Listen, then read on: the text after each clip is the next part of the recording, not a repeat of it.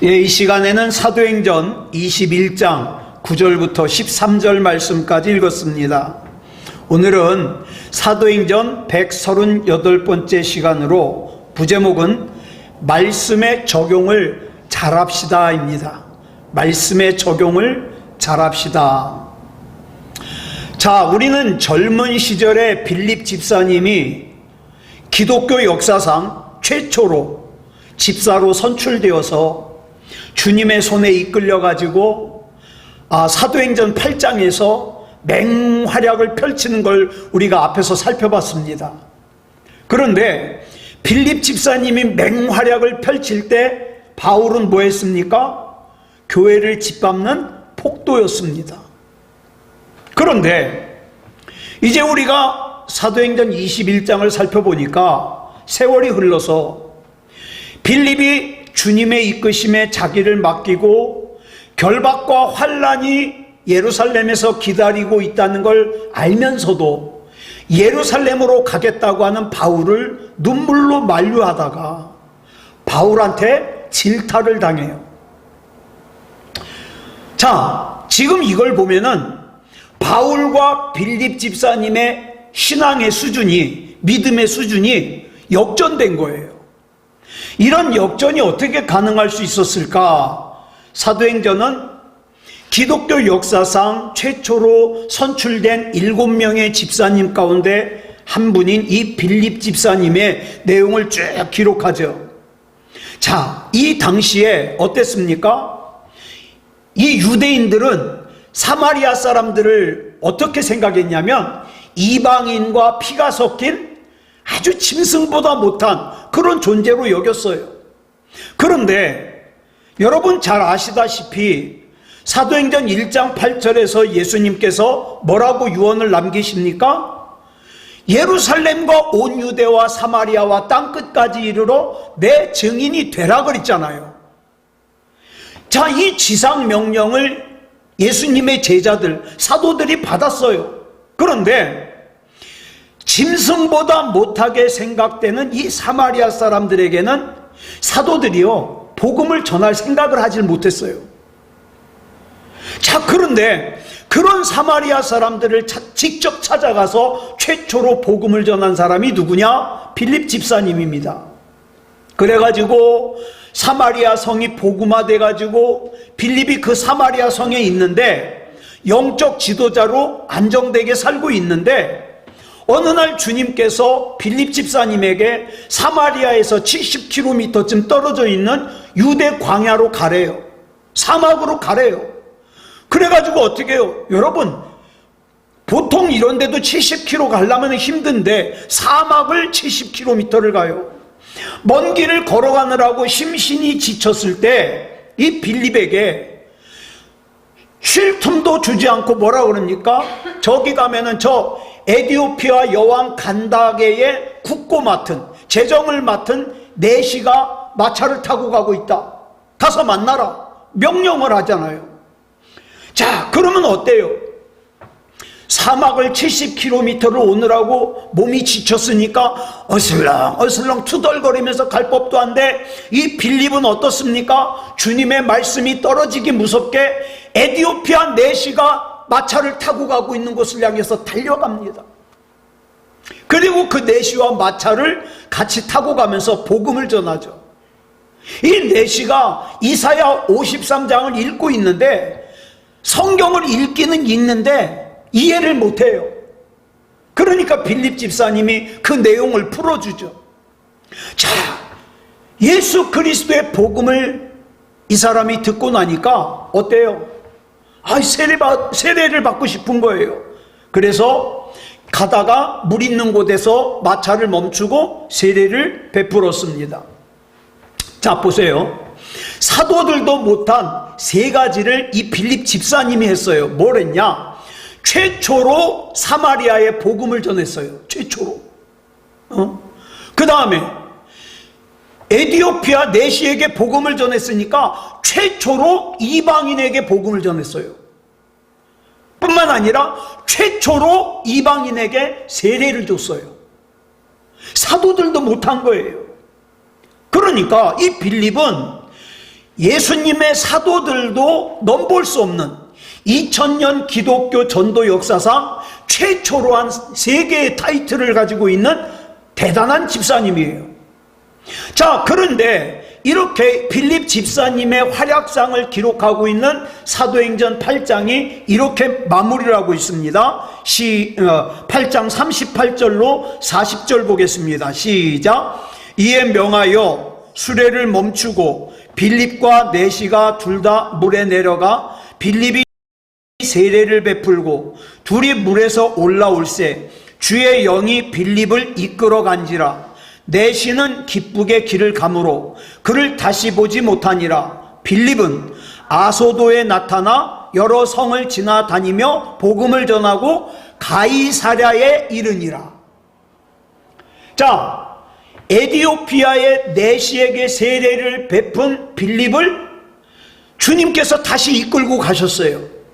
자, 주님의 이끌림을 받는 이 빌립 집사님은 유대 광야가 끝나는 가사 위쪽 아소도에서부터 지중해 해안을 따라서 위로 올라가면서 각 만나는 성마다 복음을 전하다가 마침내 어디까지 갔느냐? 가이사랴라는 곳까지 갔어요. 가이사랴.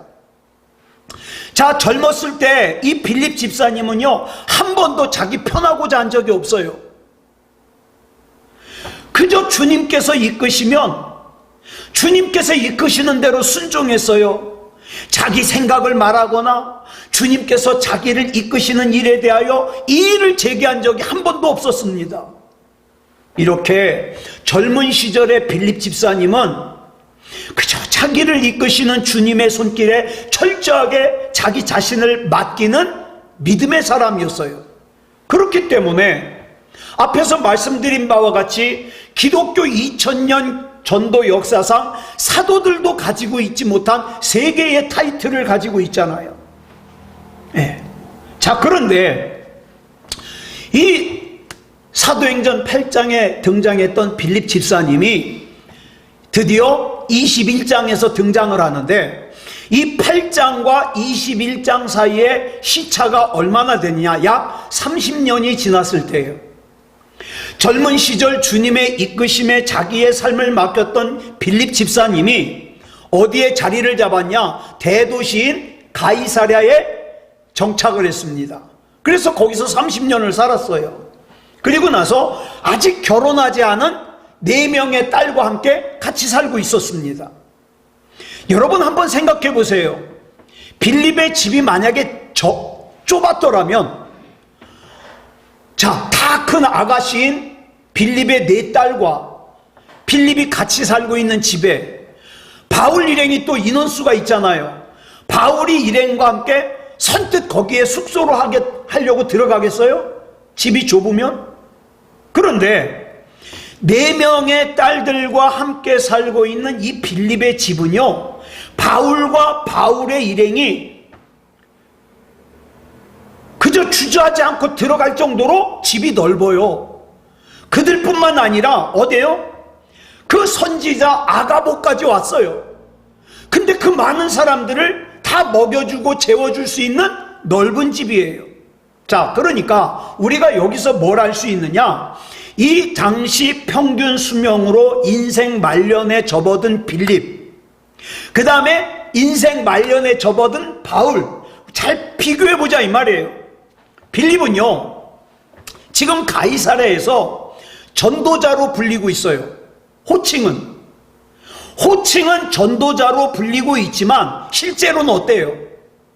전도자라기보다는 세속적으로 유복한 어떤 한 가정의 가장이에요. 그죠? 전도자 일을 하질 않아요.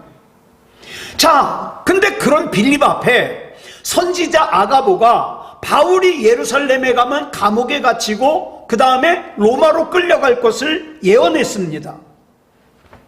여러분, 예전에 빌립이었다면 아가보의 그런 예언을 들었을 때 어떻게 했을까요? 지금 바울은 주님의 이끄심을 쫓아 결박과 환란이 자기를 기다리고 있는 예루살렘에 가겠다 그러거든요. 그러면 옛날의 빌립 같으면 어떻습니까? 그 바울과 같이 가겠다고 나섰을 거예요. 그런데 지금의 빌립은 어때요? 눈물로 바울을 못 가게 만류해요. 왜 그랬을까요? 여러분, 아주 중요한 내용이에요. 왜 그랬을까요? 이 빌립은 대도시인 가이사랴에 정착해가지고 안정된 삶을 살던 인생 말년에 더 이상 복음 전도자 빌립이 아니에요. 그에게는 주님의 이끄심보다 지금 현재 누리고 있는 이 유복한 삶을 지키는 게 더 중요해요. 옛날 젊었을 때 빌립은 어때요? 주님의 이끄심에 주저함없이 순종하고 갔어요. 근데 지금의 빌립은 주님의 말씀에 자기를 의지하고 맡기는 것이 아니라 자기가 지금 누리고 있는 이 유복한 삶을 지키는, 그것이 중요하기 때문에 지금 아가보가 한 예언, 자기의 네 딸이 한 예언을 어떻게 받아들입니까? 자기 입장에서 받아들여요. 이거는 예루살렘에 가지 말라는 거다. 이거는 결박과 환란이 기다리고 있는 것을 피하라는 얘기다. 이렇게 받아들여요. 자, 이 빌립의 기준에서 판단해 보니까 결박과 환란이 기다리고 있는 길이라면 주님의 뜻, 주님의 생각을 따질 필요도 없이 그건 당연히 피해야 될 걸로 생각을 하는 거예요. 한마디로 말해서 가이사랴에서 30년을 살고 있는 이 빌립의 삶에서 예수님의 십자가가 없어요.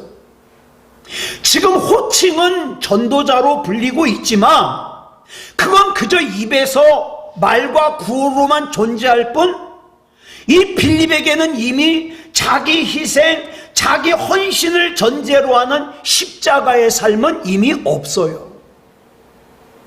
이게 비극이에요. 저와 여러분 마찬가지예요. 나를 그리스도인이라 그러잖아요. 나를 목사라 그러잖아요.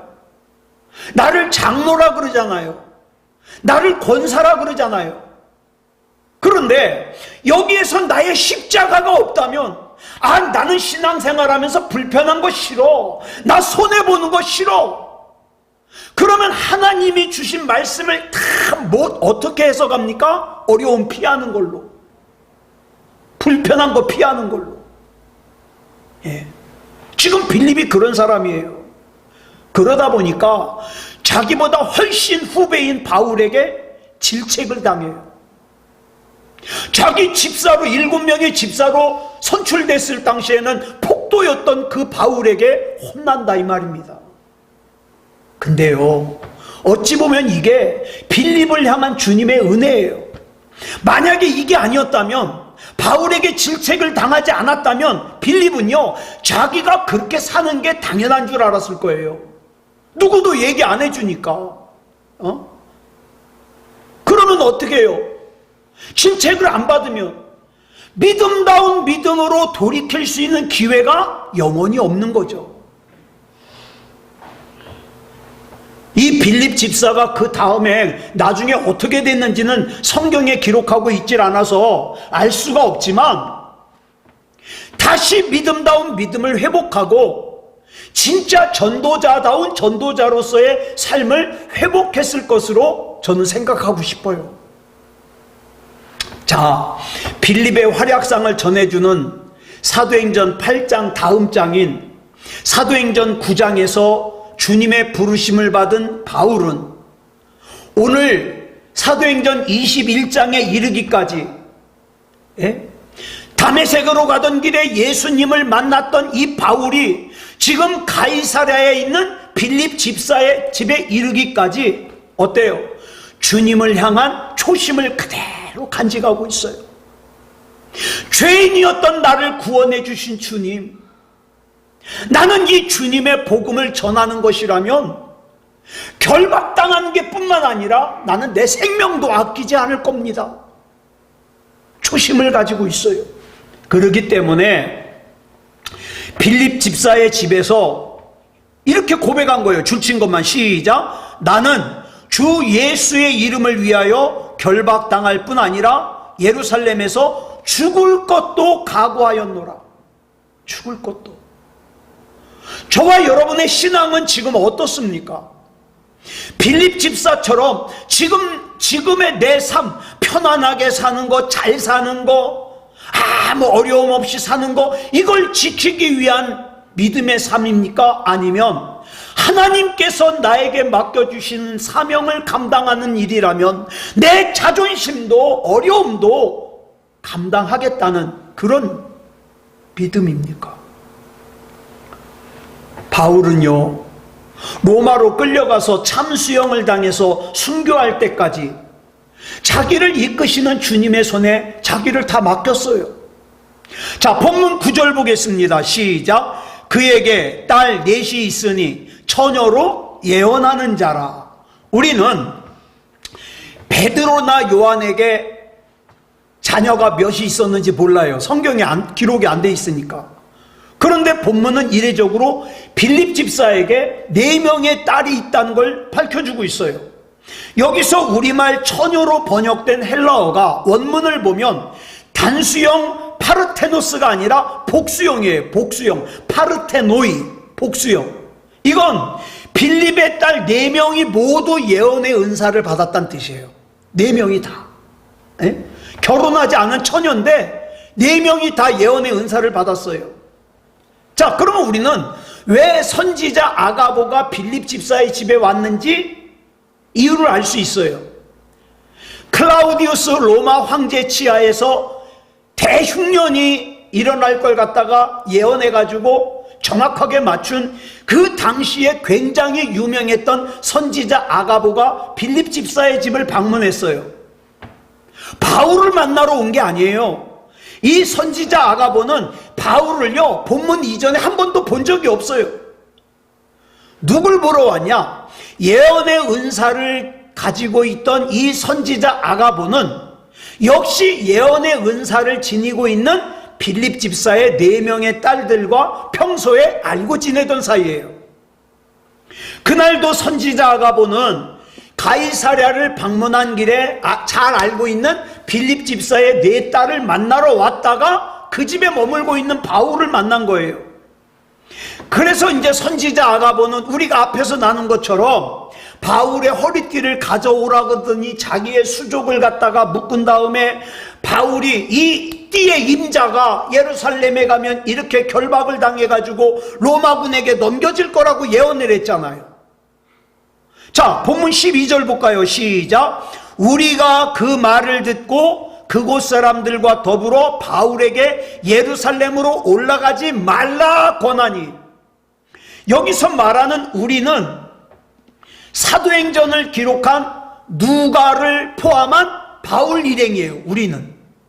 그 다음에 그곳 사람들은 누구예요? 그곳 사람들은 빌립 집안 사람들, 즉 빌립과 그의 4 딸들이에요.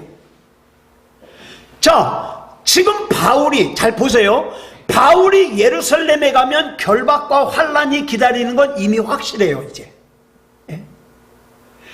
그런데 보세요. 지금까지 앞에서 살펴봤던 에베소 교회 장로들과 두로의 제자들은 기도하니까 바울 선생님이 예루살렘에 가면 결박과 환란이 기다리고 있네? 알려줬어요, 성령님께서. 그래가지고 그들도 바울에게 가지 말라 그랬어요. 그런데 이 에베소 교회 장로님들과 그 다음에 두로의 제자들은 바울을 잘 아는 것 같지만 사실은 바울의 깊은 심중을 모르는 사람들이에요. 그러니까 바울에게 예루살렘으로 가지 말라 그런 거예요. 그런데 이번에는 이게 좀 심각한 게 바울이 왜 예루살렘으로 가려고 하는지 이미 누구보다 잘 알고 있는 바울 일행이 빌립 집사님의 4명의 딸의 그 예언을 듣고 어떻게 해요? 바울을 가지 말라고 만류하는 거예요. 예? 그들이 단독으로 바울을 만류하는 게 아니라 그들은 전도자 빌립, 그 다음에 빌립 집사의 4 딸들 끝 더불어 가지고 바울 일행까지 다 합쳐 가지고 바울을 예루살렘으로 가지 말라고 만류하는 거예요. 왜 그랬을까요? 자, 빌립 집사님의 4 딸은 평범한 여자들이 아니잖아요. 그들은 예언하는 여자들이에요. 이미 유명해요. 자, 그 당시 유명한 선지자 아가보가 예언을 했어요. 게다가 그 당시 유명한 빌립 집사님의 네 딸이 예언을 했어요. 그러자 그 네 딸의 아버지인 사도 바울의 대선배인 전도자 빌립 집사는 말할 것도 없고, 바울의 일행마저도 바울이 예루살렘으로 가는 걸 만류해요. 만약에 빌립 집사님의 네 딸이 에베소 장로들이나 두로의 제자들처럼 예언의 은사가 없었다면, 예언의 은사가 없는 사람인데 그냥 바울 선생님 가지 마십시오 그랬다면 바울 일행은 흔들리지 않았을 거예요. 그렇죠? 그런데 예언의 은사가 있는 빌립 집사님의 네 딸들이 만류하니까 바울 일행까지 흔들린 거예요. 자, 이게 중요한 거예요. 우리에게 굉장히 중요한 메시지를 줘요. 여러분, 예언의 은사를 지닌 사람은 무슨 뜻이에요? 하나님의 말씀을 맡은 사람이에요. 예. 여러분들은요, 다른 어떤 사람들보다 성경을 잘 알아요. 하나님을 잘 알아요. 그쵸? 신앙생활이 뭔지를 잘 알아요.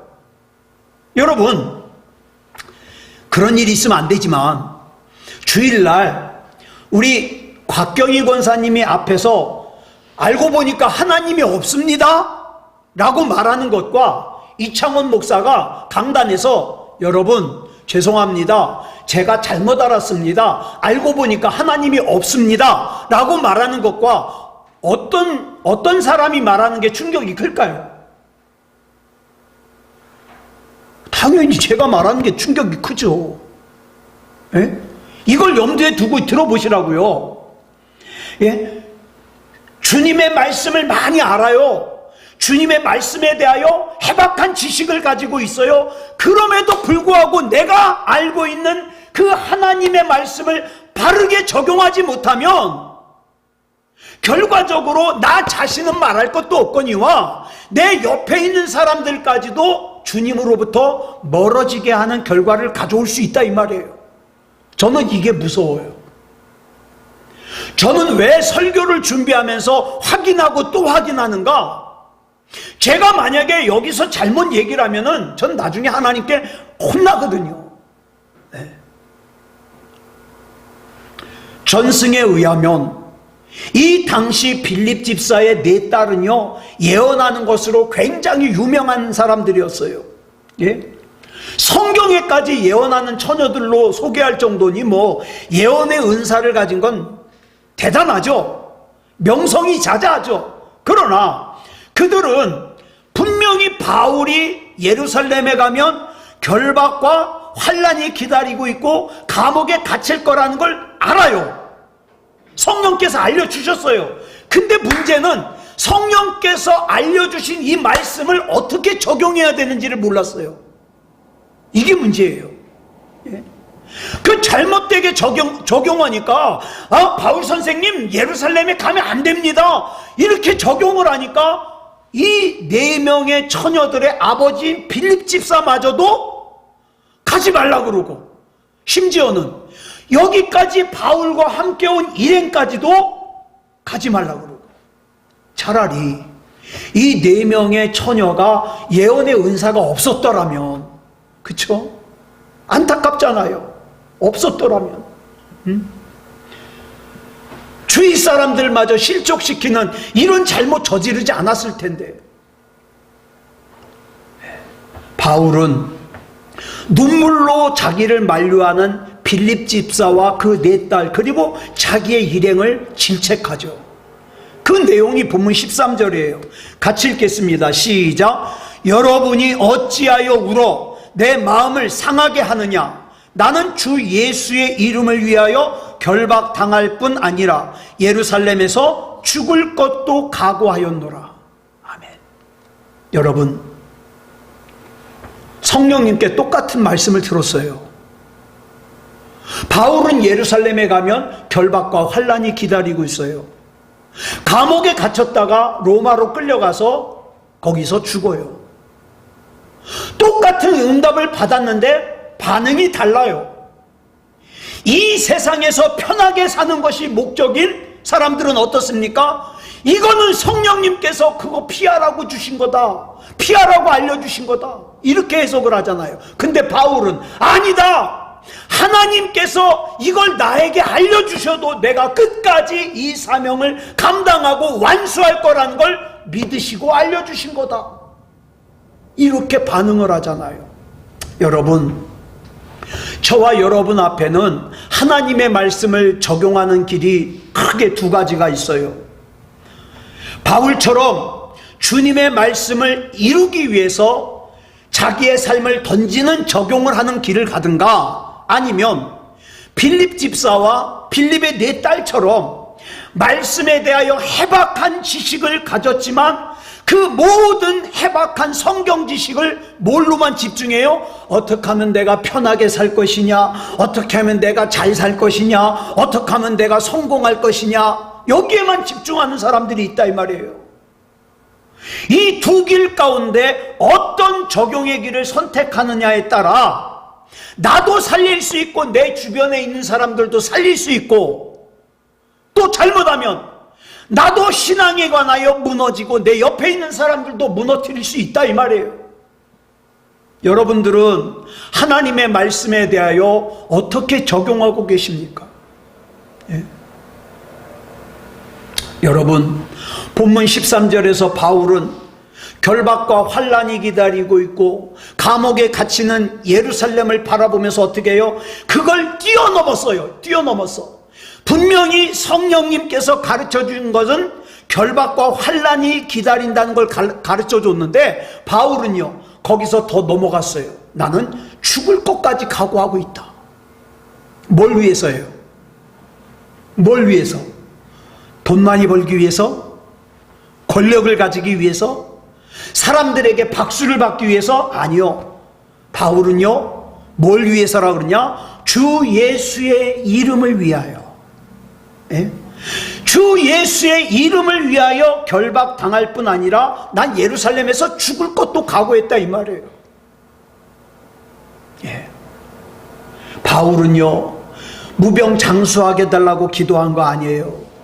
부귀영화를 누리게 해달라고 기도한 거 아니에요. 사람들에게 유명한 사람이 되게 해달라고 기도한 거 아니에요. 그는 죽음을 각오하면서까지 빌립의 네 딸들과 자기 일행마저 예루살렘으로 가지 말라고 만류하는데 굳이 가려고 하는 이유가 뭐예요? 오직 한 가지, 주 예수의 이름을 위하여. 네. 그러면 도대체 바울이 지녔던 그 의지, 그 용기, 그 각오의 원천이 뭡니까? 바울이라는 사람은 태어나면서부터 그런 사람이에요? 만약에 바울이 태어나면서부터 그런 사람이라면 저와 여러분은 애시당초 포기해야 돼. 왜? 나는 그렇게 태어나지 못했거든. 여러분은 어떤지 모르겠는데 이창원 목사는요 허구한 날 시험 들어요. 허구한 날 속상하고 허구한 날 시험 들고 허구한 날 섭섭하고 그래요. 그러니까 나하고는 다른 사람이에요. 다른 사람. 그러니까 나는 흉내 내는 것조차 불가능하죠. 그런데 바울이 어떻게 주 예수의 이름을 위하여 결박당할 뿐만 아니라 죽음마저 각오했는지, 그 용기, 그 각오, 그 의지의 원천이 뭔지 바울이 증언하는 말을 들어보면 알 수 있어요. 그 증언이 사도행전 20장 24절에 나오잖아요. 같이 읽어볼까요? 시작. 내가 달려갈 길과 주 예수께 받은 사명 곧 하나님의 은혜의 복음을 증언하는 일을 마치려 하면은 나의 생명조차 조금도 귀한 것으로 여기지 아니하노라. 자, 고린도에서 3차 전도여행을 이제 마무리하고 마게도냐와 드로아를 거쳐서 밀레도에 이르기까지 각 성을 지날 때마다, 한 번이 아니에요, 각 성을 지날 때마다 그곳에서 기독교나 한다는 사람들은 다 와가지고 아이고 바울 선생님 이번에 예루살렘에 가면 결박과 환란이 기다리고 있어요. 다 알려줘요. 알려줘. 예. 만약에 내가 편하기 위해서, 잘 살기 위해서 예수 믿는다면 어때요? 아, 이거는 나보고 피하라는 뜻이구나. 그리고 피하죠. 그러나 바울은 성령님의 그 예고를 모든 사람들이 다 꺼려하고 안 갈지라도 나는 갈 줄 믿어주시고 내게 알려주셨구나, 이렇게 받아들였어요. 그리고 자기가 달려갈 길, 주 예수께 받은 사명을 완수하기 위해서는 내 생명을 조금도 귀한 것으로 여기지 않는다, 이렇게 선포했죠. 바울은 이미 이때부터 죽을 각오가 돼 있는 거예요. 중요한 것은 바울이 죽음마저 각오할 정도로 완수하고자 했던 주 예수께 받은 사명이 뭐냐, 이 말이에요. 여러분, 저와 여러분이 오늘날까지 살아오면서 우리 주님께 받은 사명이 뭐예요? 여러분이 열심히 사는 건 알아요. 인정해요. 주 예수께 받은 사명이 뭐예요? 바울은 주 예수께 받은 사명을 설명하기를 하나님의 은혜의 복음을 증언하는 일을 마치는 거예요. 죽음을 각오하고. 이게 바로 바울이 달려갈 길이고 주 예수께 받은 사명이에요. 그러니까 여기서 우리가 주의 깊게 봐야 될 것이 뭐냐? 바울은 그냥 단순히 복음이라 그러지 않았어요. 뭐라 그랬어요? 은혜의 복음이라 그랬어요. 은혜의 복음. 여기서 말하는 은혜의 복음이 뭐냐? 로마서 5장 8절에 바울이 고백하잖아요. 같이 읽어볼까요? 시작. 우리가 아직 죄인 되었을 때에 그리스도께서 우리를 위하여 죽으심으로 하나님께서 우리에 대한 자기의 사랑을 확증하셨느니라. 바울이 거룩한 의인이어서가 아니라, 바울이 착한 사람이어서가 아니라, 바울이 아직 죄인 되었을 때 예수 믿는 사람들을 잡아 가두려고 다메섹으로 가던 그때에 그 바울을 영원히 살려주시기 위해서 십자가의 제물로 돌아가시고 부활 승천하셔서 다시 바울을 만나주신 그 주님의 은혜를 생각할 때마다 바울은 그 주님 앞에 자기를 드리지 않을 수 없었어요. 많은 사람들이 하나님을 만난 감격을 가지고 살지만 이 세상에 정신없이 세상과 짝하여 살아가다 보면 뭘 자꾸 잊어버려요? 십자가를 잊어버려요. 내가 왜 살아야 되는지 이유를 잊어버려요. 그 정신없이 살아요. 근데 바울은 정신없이 살지 않았어요. 결박과 환란이 자기를 기다리고 있다는 걸 알면서도 예루살렘이 목적지예요. 왜? 난 주님께 받은 사명이 있거든. 그 사명을 완수하려고 나는 내 생명도 아끼지 않거든. 바울의 그 중요한 유언의 내용을 전해주는 사도행전 20장 24절, 아까 우리 읽은 말씀을 보면요, 사실 헬라어 성경을 제대로 번역을 못했어요. 성경 중에서요, 이 사도행전 20장 24절이요, 정관사가 제일 많이 들어가 있어요. 어떻게 들어가 있냐? 이 그가 들어가 있어요. 그가. 그러니까 헬라어 성경을 그대로 번역을 하면 이렇게 번역해야 돼요. 한번 다시 읽어볼까요? 시작. 내가 달려갈 그 길과 그 예수께 받은 사명, 곧 그 하나님의 그 은혜의 그 복음을 증언하는 일을 마치려 하면은 나의 그 생명조차 조금도 귀한 것으로 여기지 아니하노라. 이렇게 해야 돼요. 바울에게 예수님은 그리스 신화에 나오는 제우스, 아폴로, 바카스, 아테네, 이런 신들하고 같은 신이 아니에요. 이런 신들은 돌과 나무로 만들어진 믿업지 않은 신들이잖아요. 그런데 바울에게 예수님은 어떤 분이에요? 우리 하나님은 독생자 예수 그리스도를 나를 위해서 보내신 분이에요. 그리고 예수님께서는 직접 십자가를 지시고 죽으셨다 부활하신 분이에요. 이 은혜는 싸구려 은혜가 아니에요. 네? 싸구려 은혜가 아니에요. 바울이 아직 죄인 되었을 때, 그래가지고 지옥에 갈 수밖에 없을 때에 예수 그리스도께서 바울의 죄값을 해결하기 위해서 십자가에 죽으신 그 은혜예요. 바울에게 복음은요, 자기가 예수 믿는 사람들을 핍박하던 폭도였던 자신을 다메섹으로 가던 길에 정확하게 집어내시고, 딴 사람들은 못 듣는데 자기에게는 음성을 들려주시고, 딴 사람은 못 보는데 자기에게는 빛을 보여주시고, 그리고 예수님을 인정할 수밖에 없게끔 이끌어주신 그 놀라우신 하나님이에요. 저는 그 하나님이 너무 좋아요. 저는 이해를 잘 못하는 사람이에요. 그런데요, 그런 내가 하나님이 믿어지는 게 너무 감사해요. 나를 위해서 하나님의 나라가 예비되어 있고, 이제 곧 얼마 되지 않으면 재림하시는 예수님을 만날 수 있고, 지난 25년 동안 제가 새소망교에서 목회를 했지만, 앞으로 그만큼은 더 못하겠지만, 내가 감당할 일을 다 마친 다음에 나는 하나님의 나라에 가서, 하나님, 저는 하나님께서 맡겨주신 그 상황에서 적은 능력이지만 열심히 감당했습니다, 이렇게 말씀드리려고요.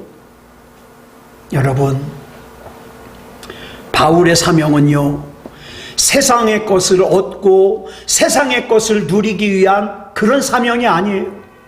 예?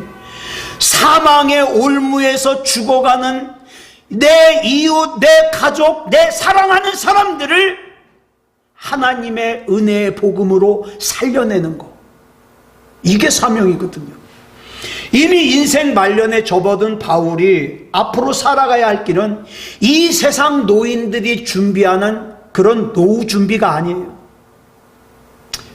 여러분, 노후 준비 중요하죠. 저도 노후 준비가 중요해요. 그런데 제 노후 준비는요, 어떤 노후 준비냐, 앞으로 더 나이 먹어서 발음이 정확해지지 못하기 전에, 앞으로 기억이 가물가물해지기 전에 조금이라도 더 복음을 정리하고 복음을 전하는 것, 이게 제 노후 준비예요. 그 길을 완주하기 위해서라면 생명조차 귀한 것으로 여기지 않는다. 자, 그래서 바울이 귀한 것으로 여기지 않는 생명이 어떤 생명이냐, 예수 그리스도와 함께 십자가에 못 박힌 바울의 옛사람이에요. 여러분, 이 땅에 썩어질 생명 부둥켜 안고 하나님 멀리하면 바보예요. 예? 우리 하나님께서 여러분 얼마나 사랑하시는데, 예? 우리 하나님께서 여러분 얼마나 귀하게 여기시는데, 하나님, 나도 하나님 사랑해요. 나 하나님께서 맡겨주신 사명 감당하며 살고 싶어요. 바울은 자기의 옛사람이 죽으면 죽을수록 어떻게 해요? 내 안에 은혜의 새 생명이 더 넘친다는 걸 알았거든요. 그래서 바울이 고린도전서 15장 9절로 10절에서 이런 고백을 해요. 시작. 나는 사도 중에 가장 작은 자라. 나는 하나님의 교회를 박해하였으므로 사도라 칭함받기를 감당하지 못할 자니라. 그러나 내가 나 된 것은 하나님의 은혜로 된 것이니 내게 주신 그의 은혜가 헛되지 아니하여 내가 모든 사도보다 더 많이 수고하였으나 내가 한 것이 아니요 오직 나와 함께 하신 하나님의 은혜로라. 아멘. 오늘 내가 하나님이 믿어지는 것도 하나님의 은혜예요. 내가 천국이 믿어지는 것도 하나님의 은혜예요. 교회를 짓밟던 바울에게는 주님의 사도가 될 자격이 없었죠.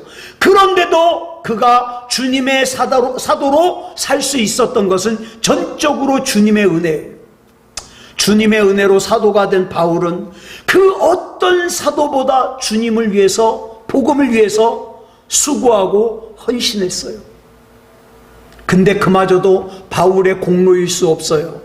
여러분, 저와 여러분이 하나님을 위하여, 복음을 위하여 열심히 애쓸 수 있어요. 그러나 자랑할 수는 없어요. 왜? 내게 주신 은혜가 더 크니까. 내가 주님의 은혜로 그 일을 할 수 있었으니까. 이처럼 구원의 은혜를 입은 바울은 주님의 은혜로 시작해서 주님을 위해 참수형을 당하기까지 주님의 은혜만 쫓는 삶을 살았어요. 여러분, 오늘 하루 동안에 주님을 얼마나 부르셨습니까? 주님과 얼마나 대화하셨어요? 주님의 은혜가 날 살렸고, 주님의 은혜가 나를 사도로 이끌었고, 내 코끝에서 호흡이 멎을 때 주님의 은혜가 나를 영원하신 하나님의 나라로 인도하고 하나님의 나라에서 살 수 있게 해준다. 그러므로 나는 주님의 이름을 위해서 결박과 환난을 당할 뿐만 아니라 나는 죽을 것도 각오했다. 사랑하는 여러분, 이 바울의 선포는 사람들이 듣기 좋으라고 입술로 하는 선포가 아니에요. 저는 이걸 읽으면 읽을수록 뭘 느끼냐? 야, 이건 바울의 진심 어린 신앙 고백이다. 사랑하는 여러분, 저와 여러분 하나님 앞에 제대로 된 신앙 고백 해보지 않으시겠습니까? 오늘 이 밤에 기도할 때 또 뭐 주세요, 뭐 주세요 하기 전에 하나님 앞에 제대로 된 신앙 고백 해보자고요. 주님의 은혜가 아니면 나 여기 못 있습니다. 주님의 은혜로 내가 여기까지 왔습니다. 주님, 영광받아 주시옵소서. 사랑합니다. 아무쪼록 이렇게 주님 앞에 고백하는 저와 여러분이기를 그리스도 예수님의 이름으로 축복합니다. 기도하겠습니다. 사랑의 아버지 하나님, 감사합니다.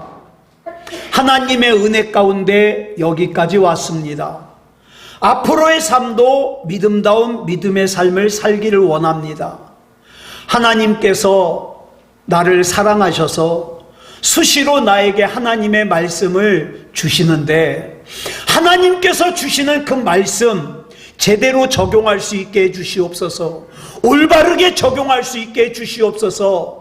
그래서 나를 향한 하나님의 마음이 뭔지, 하나님의 뜻이 뭔지 올바로 분별하고 순종하게 해주시옵소서. 하나님, 우리가 때로는 힘든 과정을 지나갈 때가 많습니다. 그러나 내가 이 과정을 왜 지나가야 되는지, 여기에 담겨있는 하나님의 뜻이 뭔지 올바로 알게 해주시옵소서. 이 밤에 기도할 때에 우리를 고아와 같이 홀로 내버려 두지 마시고 하나님 책임져 주시옵소서. 나는 그저 하나님의 것이 되는 걸로 만족합니다. 하나님의 것인 나는 하나님께서 책임져 주시옵소서. 우리 주님께서 붙잡아 주시고 인도해 주실 줄 믿사오며 그리스도 예수님의 이름으로 간절히 기도드렸사옵나이다. 아멘.